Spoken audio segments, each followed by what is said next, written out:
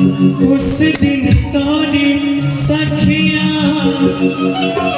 करते थे क्या बात हो।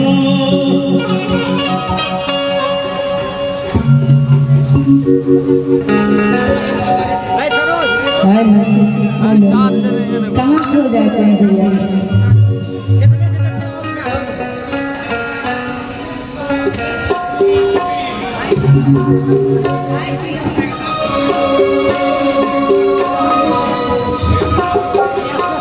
कहती थी तोरे साथ चलन को तो आ गए हम तोरे साथ हो।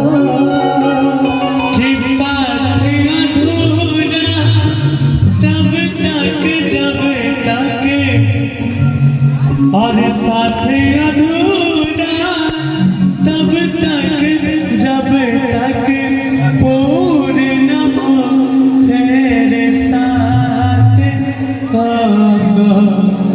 अब ही तो हमारी है। गजब इतने बढ़िया साउंड था, लेकिन हर 1 घंटा भाई तक कतौ नहीं देखलिए बैटरी खत्म होती। कनी दमदार सिस्टम में खड़ा कर दिया।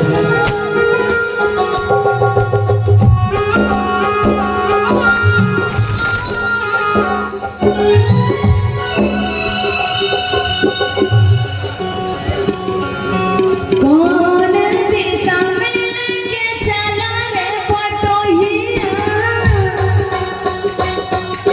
कौन दिशा में लेके चला रे पटोहिया? कौन दिशा में लेके चला रे पटोहिया? ये सुहानी सी जरा देखन दे,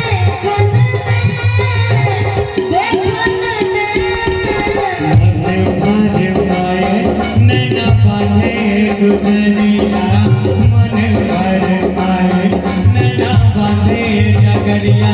कहीं गए जो ठहर दिन जाएगा गुजर, गाली आकन दे, आकन दे।